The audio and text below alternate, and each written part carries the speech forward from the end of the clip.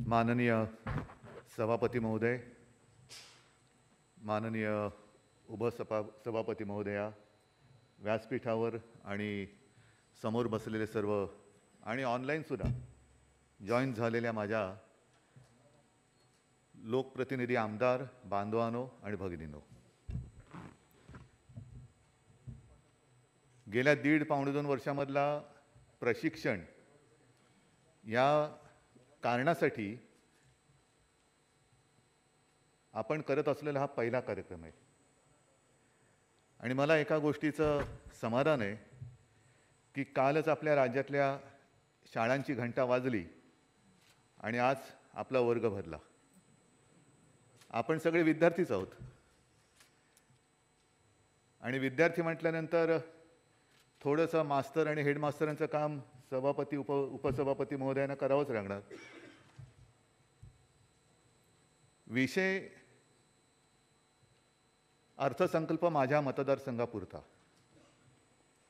आता माझी पंचायत अशी आहे, मी नेमकं बोलायचं काय, कारण मी आहे विधान परिषदेचा आणि मुख्यमंत्री, त्याच्यामुळे माझा मतदारसंघ माझं राज्य. आणि जर मी माझ्या राज्याचा विचार करणार नसेन आणि मी जिथे राहतो तेवढ्यापुरता अथवा एखाद्या विभागापुरता कोता विचार करणार असेन तर मग मी मुख्यमंत्री कसला. मी या विस पागे या प्रशिक्षण केंद्राचं खास अभिनंदन करतो, त्यांना धन्यवाद देतो. याचं कारण असं की काही गोष्टी आपण आमदार होतो, अनेकदा असंही होतं की आपण क्षेत्र कोणतं आहे, कोणत्या क्षेत्रात एखादी व्यक्ती काम करते आहे त्याचा विचार न करता केवळ एक सरकार टिकलं पाहिजे त्याच्यामुळे एखाद्या व्यक्तीला, आणि ते काही अयोग्य असतं अशातला भाग नाही, आपण मंत्रीपद नाहीतर दुसऱ्या कोणतं तरी एक सन्मानाचं पद देतो. बऱ्याचदा तिकडेच विरोधाभास होतो. म्हणजे जो युनियन लीडर असतो, हमारी मांगे पुरी करो, तोच कामगार मंत्री होतो. तसं नाही. मंत्र्याचं काम म्हणजे मी थोडंसं सभापती महोदय थोडंसं एक आपल्या परवानगीने विषय सोडून बोलण्याचा प्रयत्न करतो, कारण अर्थसंकल्प म्हणजे काय आणि तो माझ्या मतदारसंघापुरता म्हणजे काय. तर जेव्हा राज्याचा अर्थसंकल्प मांडला जातो तर त्याची तुलना जर का मी अशी केली तर ती योग्य का अयोग्य मला सांगा. आता दिवाळी येते आहे, नवरात्री परवापासून सुरू होते. दिवाळी म्हटल्यानंतर दारोदारी रांगोळ्या आल्या आणि रांगोळ्या आल्यानंतर मला आठवते माझं बालपण, ते छान मातीने सारवायचं, माळ करायची ते, आणि त्याच्यावरती ठिपक्याची रांगोळी. अर्थसंकल्प ही ठिपक्याची रांगोळी आहे. तो कागद जेव्हा आपण ठेवतो आणि ते ठिपके आखले जातात, हा अर्थसंकल्प आहे, राज्य जो सादर केला जातो. पण ते ठिपके म्हणजे प्रत्येक माझ्या महाराष्ट्राचे मतदारसंघ आहेत आणि ते मतदारसंघ जर का व्यवस्थित जोडले गेले आणि त्याच्यामध्ये आपण रंग भरले तर त्या रांगोळीला अर्थ येतो आणि मग त्याची रांगोळी होते. नाहीतर ठिपके आहेत, ते जोडायचं काम कोणी करायचं, हे जोडायचं काम हे प्रत्येक त्या ठिपक्यातून निवडून आलेल्या आमदारांनी आणि लोकप्रतिनिधींनी करायचं आहे. मग आपण चित्र बोलू शकतो की काय सुंदर रांगोळी आहे. सुंदर रांगोळी, पण त्याच्यासाठी मेहनत आहे, प्रत्येक ठिपक्याला महत्त्व आहे. आणि तो ठिपका जोडला गेला तर माझं राज्य जोडलं जाणार आहे आणि राज्य जोडलं गेलं आणि त्याच्यात रंग भरले तर राज्याचा विकास होणार आहे. एक विकासाचं चित्र दाखवणारं हा असा अर्थसंकल्प असतो. आणि त्या दृष्टीने जर का आपण विचार केला तर अर्थसंकल्प कसा तयार केला जातो इथपासून तुम्ही जी सुरुवात करताय ते फार महत्त्वाचं आहे. प्रत्येक, म्हणजे मी म्हणेन की आजची बैठक आहे आणि या बैठकीच्या नंतर सुद्धा प्रत्येक विषयावरती बैठका झाल्या पाहिजेत. मग अर्थसंकल्प मांडताना इथे बरेच आजी माजी, आता अजितदादा येतील पण अर्थमंत्री असतील सुद्धा उपस्थित. मला एक सांगा, अर्थसंकल्प मांडायचं म्हणजे शेरोसहेरी आलीच पाहिजे का, संत वचने आल्याच पाहिजे का, कविता आल्याच पाहिजे का? पाहिजे, थोडंसं हरकत नाही. पण आपलं अधिवेशन नेमकं कशासाठी आहे, नेमकं आपण इकडे काय बोलणार आहोत. अर्थसंकल्प हे अधिवेशन, त्याच्यामध्ये एकतर अर्थसंकल्प तयार करणं, तो मांडणं हे कौशल्य असतं. तो ऐकून त्याच्यावरती समजून घेऊन नेमकेपणाने बोलणं हे त्याहून जास्त कठीण असतं. ते त्याहून जास्त कठीण असतं.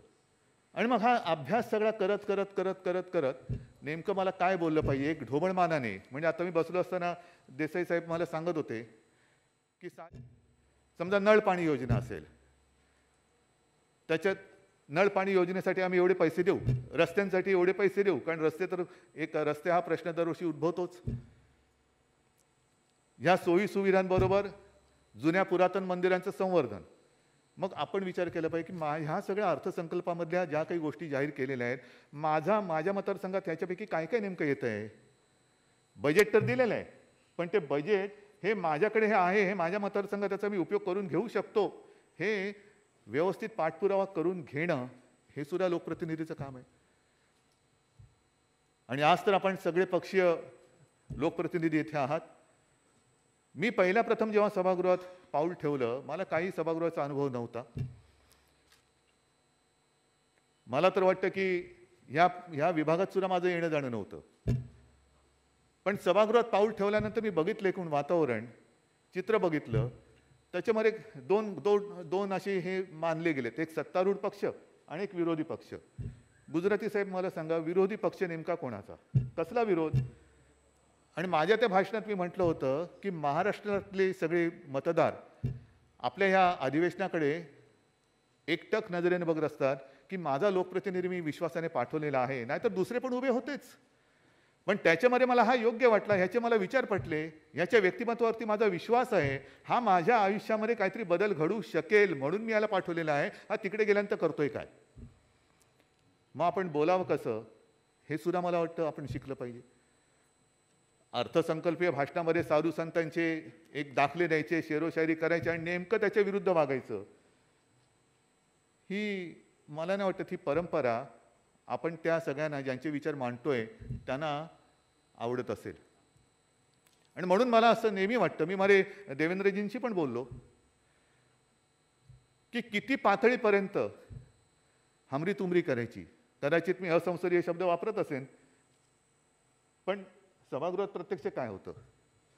हां, ठीक आहे, सत्ताधारी पक्ष म्हणून आज एक आहेत, उद्या दुसरे असतील, परवा तिसरे असतील, काल एक होते, त्याच्या आधी एक होते. ही परंपरा चालूच राहणार आहे, ही परंपरा चालूच राहणार आहे. पण एखादं मत व्यक्त केल्यानंतर आपल्याकडनं सूचनांची अपेक्षा असते.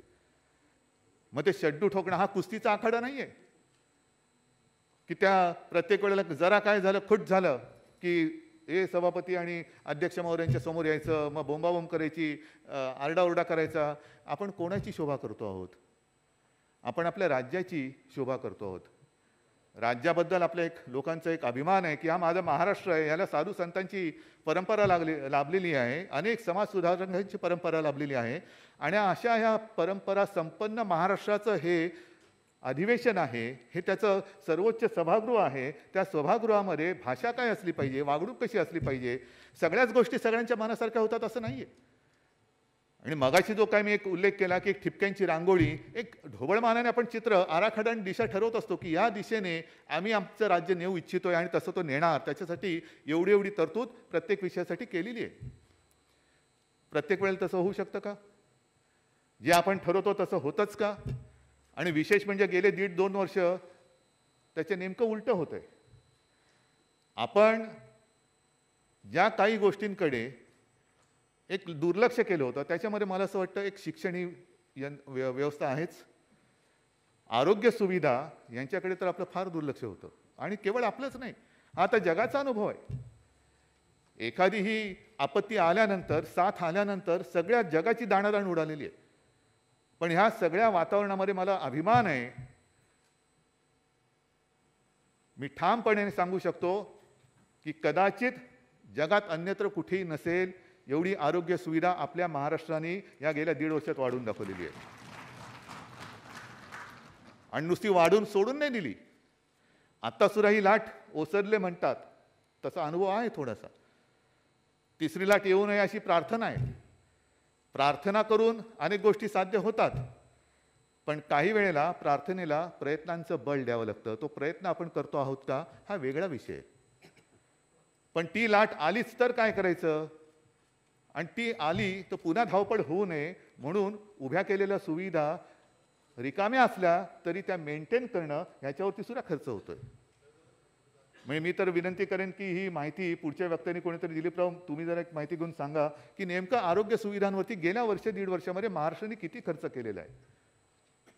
हा खर्च केला म्हणजे कुठून तरी आपल्याला ते पैसे, पहिलं काय जीव वाचला तर सगळं काय असेल, जान बची लाखो पाय. तर जीव वाचवणं ह्याला प्राधान्य देताना मग काही गोष्टींकडे जो पैसा आपण देऊ इच्छित आहोत तो अचानक आरोग्य सुविधांवरती वळवायला लागला. हे कमी पडते की काय म्हणून आपल्याला अगदी सुरुवातीला म्हणजे 19ला निवडणुकांच्या तोंडावरती आपत्ती आली होती कोल्हापूर वगैरे त्या भागामध्ये. तेव्हा काय वाटलं होतं की यांना थोडेसे जे काही केंद्राचे निकष आहेत थोडंसं वाढवून देऊ. साहजिक आहे, राजकारण आहे, समोर निवडणुका होत्या, दिलं त्यावेळेला वाढून. असं कधीतरी होतं, आता कधीतरी नाही, आता नेहमीच व्हायला लागलेलं आहे. असं नेहमीच होत आहे, आपत्ती मागोमाग आपत्ती. आपल्या पावसाळ्याची सुरुवातच होते ती चक्रीवादळाने होते. बरं आता सुद्धा एक मधल्या काळामध्ये, आता गेल्या आठवड्यामध्ये एक पूर्व किनाऱ्यावरती वादळ येणार होतं. नाव काय होतं? गुलाब. काटे कोणाला टोचले? महाराष्ट्राला. जाणार होतं तिकडे, मध्येच वळलं आणि आपल्या बाजूने गेलं. करायचं काय? वादळापासून आपली मुक्तता होतच नाही, वादळ येते, धडकते. आजपर्यंतचा असा अनुभव होता आपला की पूर्व किनाऱ्यावरती जी वादळ जायची एखाद दुसरं कधीतरी अपवादात्मक परिस्थितीमध्ये आपल्या पश्चिम किनाऱ्यावरती यायचं. पण गेले 2 वर्ष बरं त्या वादळची नावं पण अशी आहे की पहिल्याचं होतं निसर्ग, निदान उच्चार तरी व्हायचा. दुसरं आलं ते त्योक्ते. मग त्याचे पूर्ण पंचनामे करा आणि नुकसान भरपाई नाही, तत्काळ मदत. हा जो एक आपला थोडासा गैरसमज आहे की नुकसान भरपाई होऊच शकत नाही, कारण एवढी प्रचंड असते. एक तात्काळ ज्यांचं सगळं वाहून जातं, सगळी संसार त्यांचे उद्ध्वस्त होतात. एक तर काय की अशी सूचना मिळाल्यानंतर त्या परिसरातल्या नागरिकांचं स्थलांतर करावं लागतं. म्हणजे त्यांचं घाईघाईने स्थलांतर करायचं, त्यांची दुसरीकडे सोय करायची, त्यांची व्यवस्थित जेवणाखाण्याची सोय करायची. ते करताना पुन्हा कोविडचं संकट आहेच. ते झाल्यानंतर त्यांच्या घरदारामध्ये, म्हणजे मी स्वतः बघून आलेलो आहे, चिपळूण असेल, महाड असेल, ते तळेगाव, अचानक दरड कोसळते काय आणि आपल्या समोर होतं काय, म्हणजे काहीच शिल्लक राहत नाही. काय त्यातनं जे वाचली लोक त्यांचं पुनर्वसन करायचं. तर हे सगळे एक एक आपत्तीचे पहाड ह्या दरडीच आहेत. त्या केवळ त्या गावांवरती नाही कोसळत, संपूर्ण राज्यावरती कोसळत असतात, राज्याच्या आर्थिक परिस्थितीवरती कोसळत असतात. मग त्या सावरायच्या आणि त्यातून एक एक गोष्ट, एक एक पाऊल पुढे टाकत हे जायचं असतं. बरं अनेकदा असं होतं की आपल्याला वाटतं की हे द्यायला पाहिजे, हे करायला पाहिजे. आणि टकले साहेब जो आपण उल्लेख केला, हे भान मला नेहमी ठेवावं लागतं. आणि ठेवलं नाही तरी माझ्या ते आता स्वभावतच आहे की कधी खोटं बोलायचं नाही. एक जाऊन धीर देणं हा एक भाग झाला. आणि धीर दिल्यानंतर एक आढावा घेऊन आपली झोळी, त्या झोळीत किती काय आहे ह्याचा अंदाज घेऊन मग पुढे द्यावं लागतं. आणि म्हणून मला असं वाटतं की अर्थसंकल्प मांडणं हा किती कठीण किती सोपा हा विषय, त्याची चर्चा होईल. पण अर्थसंकल्प ठरवल्याप्रमाणे अंमलात आणणं हे सगळ्यात कर्मकठीण काम असतं. मग ते सरकार म्हणून पण असतं आणि साहजिकच आहे लोकप्रतिनिधी म्हणून तुमचं पण असतं, कारण तुमचं काही चुकत नाही. लोक ज्या वेळेला मतदान करतात, आपण जाहीर सभेत भाषणं करत असतो की मी गावामध्ये शाळा आणेन, मी गावामध्ये उद्योग आणेन, मी गावामध्ये हे आणेन, मी गावामध्ये ते आणेन, मी या गावामध्ये रस्ता करेन. पण प्रत्यक्ष काहीच नाही केलं तर मग पुढच्या वेळेला लोक म्हणतील तू गेल्या वेळेला बोलून गेला होतास, या वेळेला काहीच करत नाही, तू घरी जा, मी दुसऱ्याला पाठवतो. पण अशा वेळेला जे सरकारचं काम आहे, जे मी करतो, थोडंसं कटूपणा आलं तरी करावं लागतं की खरं बोलायचं. अर्थसंकल्पात काय काय मांडलेलं आहे ते मतदारसंघामध्ये त्याची अंमलबजावणी तर करून घ्यायचीच. पण काही वेळेला अशी आपत्ती आल्यानंतर, संकट कोसळल्यानंतर लोकांना धीर देताना लोकांना उगाचच काहीतरी खोटी स्वप्न दाखवून फसवणुकीचं काम नाही करायचं आपल्याला. मग ह्या सगळ्या गोष्टीचा परिपाक हा मला असं वाटतं तुमच्या सत्रामध्ये वेगवेगळ्या जबाबदार वक्त्यांच्या माध्यमातून आपण सगळ्यांना शिकवणार आहात. आणि त्याचबरोबरीने जे मी मगाशी बोललो तो थोडंसं विषय बदलून मी बोलण्याचा प्रयत्न करणार तो एवढ्यासाठी की हा एक विषय झाल्यानंतर सभागृहातली आपली वागणूक संसदीय भाषा त्याच्यामध्ये सुद्धा मांडा ना, तुमचे विचार मांडा. आजपर्यंतचे अनुभव आपल्या या सभागृहातले, म्हणजे हे सभागृह नसलं तरी ही इमारत ती आहे, म्हणून मी म्हणतो. मला आठवत आहे, थोडी एक जुनी आठवण मी सांगेन. तेव्हा मी शाळेमध्ये होतो आणि शिवसेनेचे पहिले आमदार वामनराव महाडिक एकमेव आमदार होते, एकमेव पोटनिवडणुकीत निवडून गेले होते. 1-2 अधिवेशन झाल्यानंतर त्यावेळेच्या मुख्यमंत्र्यांनी वसंतराव नाईकांनी शिवसेना प्रमुखांना फोन केला. अधिवेशन सुरू होतं आणि काय सांगितलं त्यांनी? सांगितलं की बाळासाहेब, काय कमाल माणूस तुम्ही पाठवलेला आहे. म्हणजे तो बोलायला उभा राहिल्यानंतर सगळं सभागृह शांत होऊन ऐकत राहतं. तसंच लोकसभेतली सुद्धा उदाहरण आहेत. नाथपाईंचं उदाहरण आहे की लोक ऐकत राहतात. आपल्या इकडे केशवराव धोंडगेंचं सुद्धा आहे. अंतःकरणापासून बोलायचे, अंतःकरणापासून बोलायचे. आणि मृणालताईंचं सुद्धा मी एक उदाहरण मुद्दामून देईन. मृणालताई गोरे विरोधी पक्षनेत्या होत्या. बाकी त्यांच्याबद्दल बरंच चांगलं काही बोलण्यासारखं आहे. कधी त्यांनी त्यांच्या विचाराशी तडजोड केली नाही. तुम्हाला पटो अथवा ना पटो, पण मी आहे ती अशी आहे.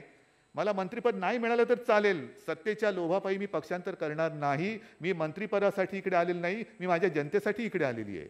ही पहिली भावना आपल्या प्रत्येकामध्ये असायला पाहिजे. अनेकदा असे विषय असतात की काहीतरी कुठेतरी वाचतो आणि त्याच्यावरूनच आपण आगडोम करतो नुसता. मृणालताईंनी सांगितलं होतं की विरोधी पक्षनेते मी होते तेव्हा एखादी माहिती माझ्याकडे आल्यानंतर ती माहितीची खातरजमा करण्यासाठी मी त्या भागामध्ये जाऊन यायचे, तिकडे सगळी माहिती घेऊन यायचे आणि मग सभागृहात अभ्यास करून बोलायची. आत्ताचा थोडंसं जो एक उथळपणा आलेला आहे, उथळपाण्याला खळखळाट फार असतो. हे खळखळाट कमी करून जरा शांत, गंभीर, धीराने, धीरोदात्तपणाने आपण आपल्या विचाराची खोली कधी मोजणार आहोत की नाही? विचारालाच जर का खोली नसेल तर नुसता खळखळ करून तेवढ्यापुरतं तू बातमीत येऊन जाशील. पण उथळ पाण्याला खळखळाट, हे आपलं उथळ पाणी, हे पाणी उथळ असतं का म्हणे? विचार विनिमय करून व्यवस्थित बोलेन त्या प्रत्येक शब्दाला अर्थ असला पाहिजे. भाषेवरती अगदी प्रभुत्व जरी नसलं तरी किमान नीट भाषा आली तरी पाहिजे. मी कोणाच्या शिक्षणाबद्दल नाही बोलत, माफ करा, तसं कोणी गैरसमज करून घेऊ नका. पण बोलावं कसं हा सुद्धा एक परिपाक किंवा परिपाठ हा या संस्थेच्या माध्यमातून वेळोवेळी केला गेला पाहिजे. कारण पुन्हा एकदा सांगतो, हे सगळे फोटो, हे सगळे दिग्गज, ह्यातले आपल्या देशाचे, काही आपल्या राज्याचे, या सगळ्यांनी आपापलं आयुष्य वेचलं आहे समाज उभा करायला, देश उभा करायला. आणि तो देश, त्यातलं एक महत्त्वाचं राज्य, त्याचे तुम्ही लोकप्रतिनिधी, आपल्याला हे सगळ्यांनाच, माझ्यासकट सगळ्यांना, हे सभागृह हा म्हणजे खाली विधान परिषद आहे, विधानसभा आहे आणि त्याचा हा जॉईंट सगळ्यांचा हॉल, त्यामध्ये येऊन बोलता येतं, हे मोठं भाग्य आहे. पण ही जी संधी मिळालेली आहे तिची माती न करता सोनं करा, एवढीच माझी नम्र विनंती. जय हिंद, जय महाराष्ट्र.